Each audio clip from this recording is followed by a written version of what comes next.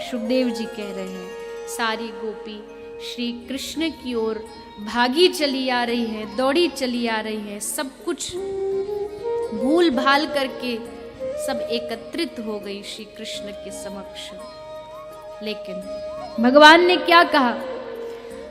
स्वागतम वो महाभाग, आओ आओ गोपियों, तुम सबका स्वागत है। और आज तो प्रेमी कृष्ण उपदेशक कृष्ण बन गया। बड़े बड़े लंबे लंबे प्रवचन देने लगे, बड़े बड़े उपदेश देने लगे।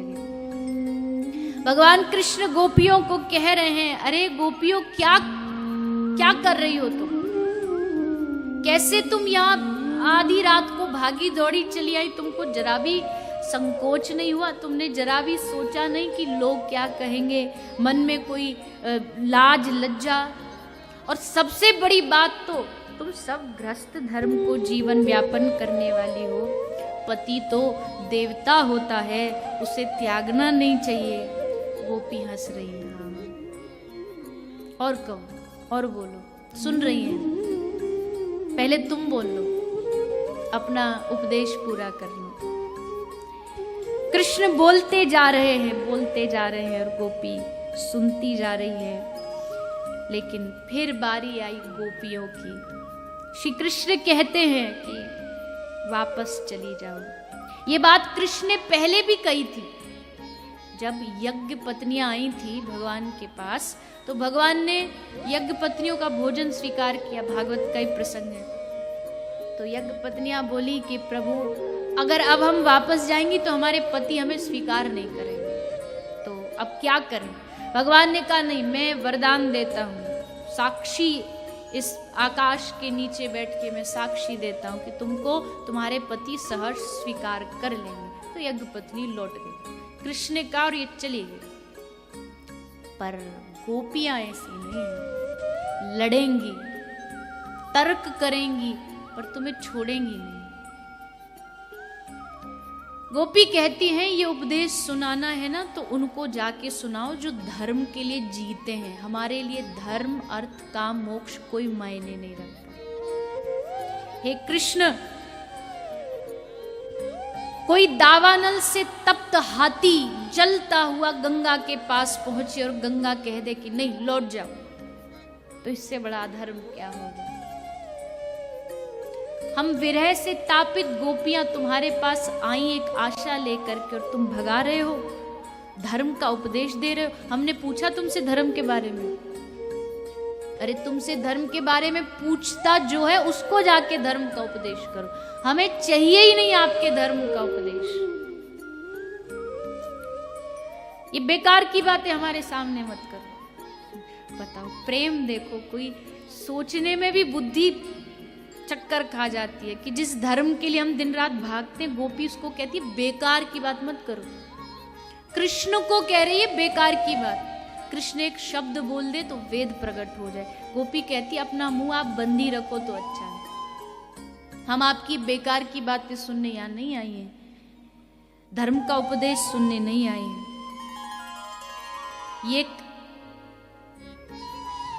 ये बात एक वृंदावन वाला ही बोल सकता है, एक ब्रज वाला ही बोल सकता है। उसी का इतना सामर्थ्य और हृदय उतना प्रेम से भरा होता है।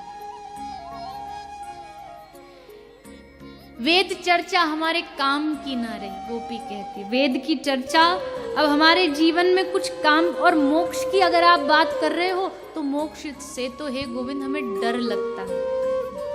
मुक्ति तो हमें बड़ी खतरनाक लगती है, नहीं चाहिए मुक्ति।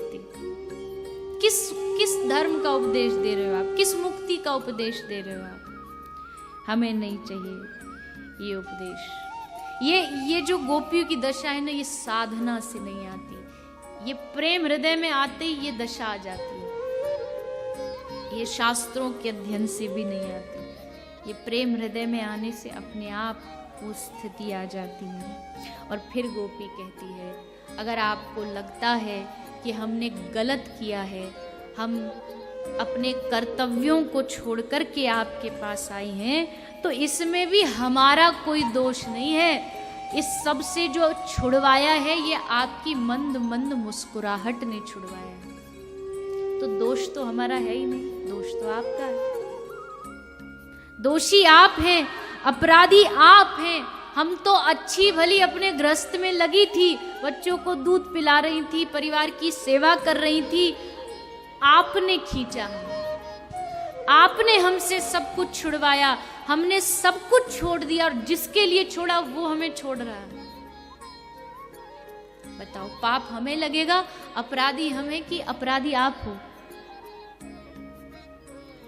ऐसी ऐसी बातें कही कि ठाकुर की बोलती बंद हो गई। जिसने महाभारत के युद्ध में, बीच युद्ध में खड़े होकर के अर्जुन को उपदेश दिया, आज उस कृष्ण के पास कोई उत्तर ना बचा, कोई उत्तर ना बचा कृष्ण के पास। ठाकुर जी बोले, अच्छा ठीक है, जैसा आप कहती हो, चलो। मैं तो विनोद कर रहा था, मैं तो ऐसे ही व्यंग कर रहा था, अब अपनी बात को ही संभाल रही हूं, मैं तो मजाक कर रहा था, तुम सब मेरी हो। बस गोपी आनंदित हो गई। अब ठाकुर जी के साथ गोपियों का विहार आरंभ हुआ। भगवान समस्त गोपियों के साथ विहार करने लगे। विहार करते करते किसी गोपी के साथ भगवान मुरली मनोहर रूप में, सब गोपियों को कृष्ण अपने पास, अपने नजदीक नजर आ रहे हैं कि ये तो हमारे एकदम समीप में खड़े हैं, सबसे समीप ये हमारे ही है। ऐसा भाव उनके हृदय में आ रहा है। लेकिन सुखदेव जी कह रहे हैं, परीक्षित ये क्या हो रहा है? अरे इतना आनंद, इतना रस, और इस रस में अचानक इन गोपियों को क्या हो गया? एक बोली, मुझसे अब चला नहीं जा रहा, मेरे पैर दुख रहे हैं, महाराज करना है तो मेरे चरण दबाओ। कृष्ण को आदेश दे रही है, चरण दबाओ। क्यों? मन में आया, अरे मैं तो इतनी सुंदर हूं, मेरा नृत्य तो कृष्ण को सबसे अच्छा लगता है, अगर महाराज करना है तो जो मैं कहूंगी करना पड़ेगा। मान, इस रस में ये मान कहां से आ गया? चकित है सुखदेव जी। पर हाँ, ध्यान रखना, ये जो भी चल रहा है ना, ये सब नाटक चल रहा है, लीला चल रही है। गोपियों में अभिमान का लेश मात्र भी नहीं हो सकता।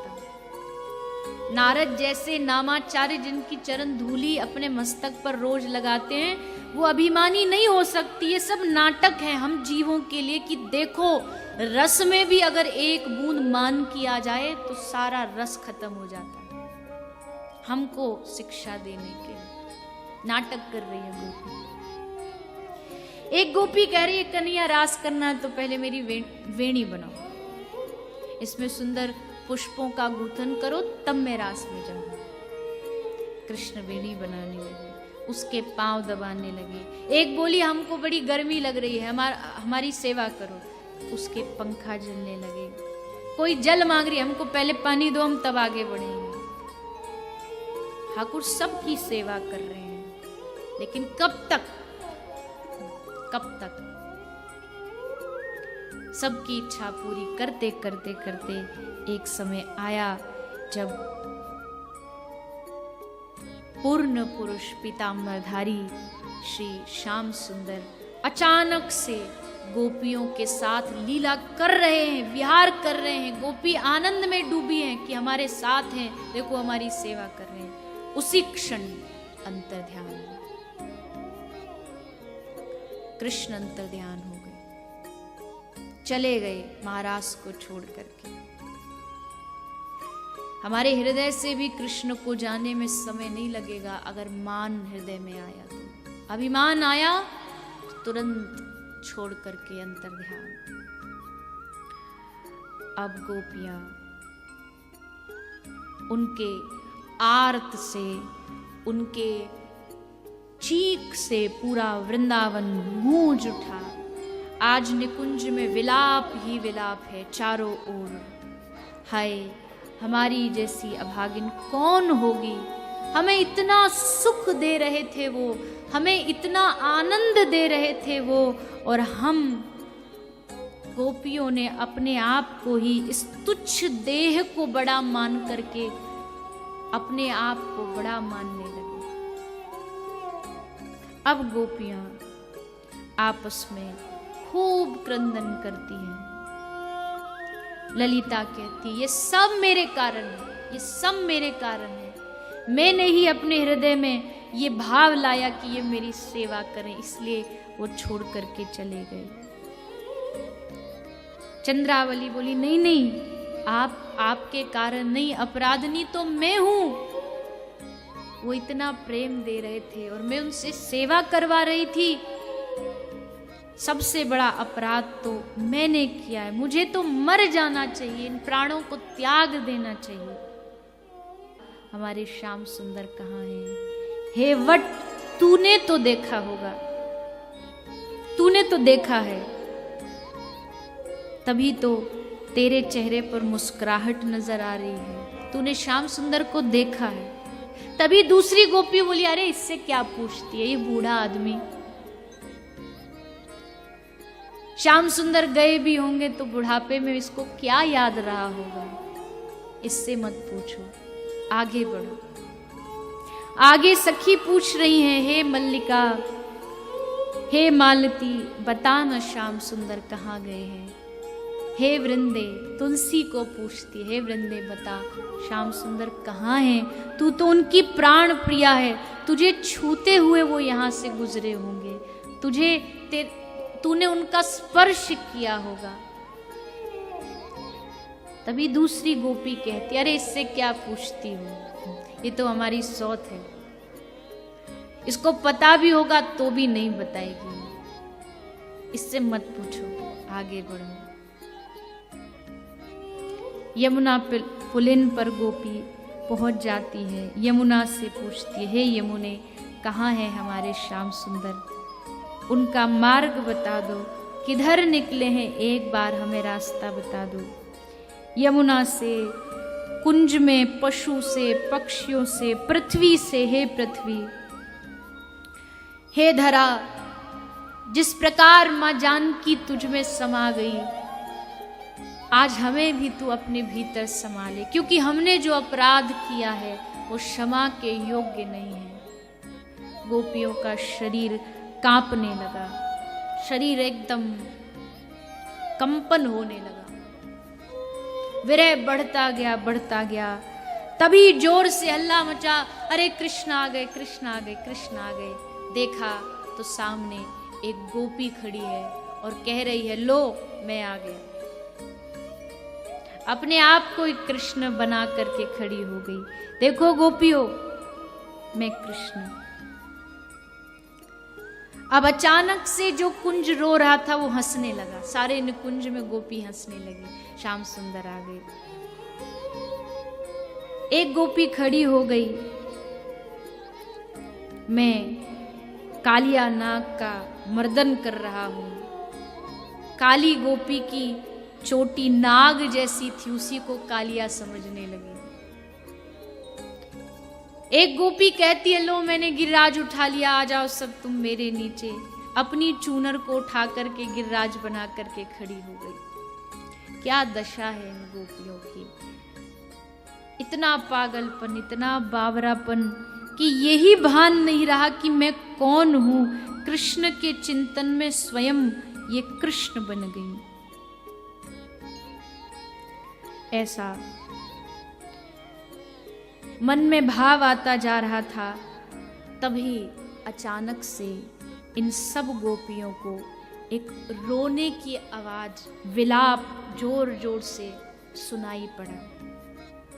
देखा कौन है, जाकर के देखती है कि पास में श्री प्रिया जी, किशोरी जी विराजमान है और क्रंदन कर रही है, रो रही है। हे प्रिया जी, आपको श्याम सुंदर कैसे छोड़ गए? क्या आपको भी मान हो गया? क्या आपको भी अभिमान हो गया? और कुछ लोग ऐसा कहते भी हैं कि गोपियों को छोड़ के भगवान श्री जी के पास गए। राधा रानी को फिर अभिमान हुआ, अरे कैसी बातें करते हैं, राधा रानी को अभिमान। कोई शास्त्र नहीं कह सकता कि राधा रानी को अभिमान हुआ हो, नहीं, कभी नहीं। और कृष्ण राधा रानी को भी छोड़ करके चले गए। राधा रानी ने कहा हमको कंधे ऊपर बिठाओ, हमसे चला नहीं जा रहा, तो ठाकुर जी छोड़ के चले। अरे ब्रज के रसिक कहते हैं कि जिस दिन कृष्ण ये कह दे तो कृष्ण ये सुन के तो बावरा हो जाता कि आज तो श्री जी मुझ पर रीझ गई हैं, मुझे इतनी अद्भुत सेवा दे रही हैं और कृष्ण छोड़ करके चला जाए। इससे बड़ी कृष्ण के लिए और कोई बात हो नहीं सकती थी कि श्री राधा रानी मुझे ये आज्ञा दे दे। और हम कहते कृष्ण छोड़ के चला, नाच पड़ेंगे अपने सौभाग्य पर जिस दिन श्री जी ये बोल देंगे। धन धन राधिका के चरण, उनके चरणों को पाने के लिए तो दिन रात रोते हैं, उनको छोड़ के चले जाएंगे, ऐसा हो नहीं सकता। अंजन लगाने की सेवा दे दो, आज मावर लगाने की सेवा दे दो, हे किशोरी जी आज थोड़ा सा कोई सौभाग्य दे दो। जो दिन रात उनके सामने प्रार्थना करता है वो छोड़ के नहीं जा सकता है। प्रिया जी ने देखा कि श्याम सुंदर जब सब सखियों को छोड़ कर के उनके पास आए तो सारी सखी एकदम व्याकुल हो गई। अपना शरीर देह उनसे अब रोका नहीं जा रहा, शरीर एकदम जल उठा।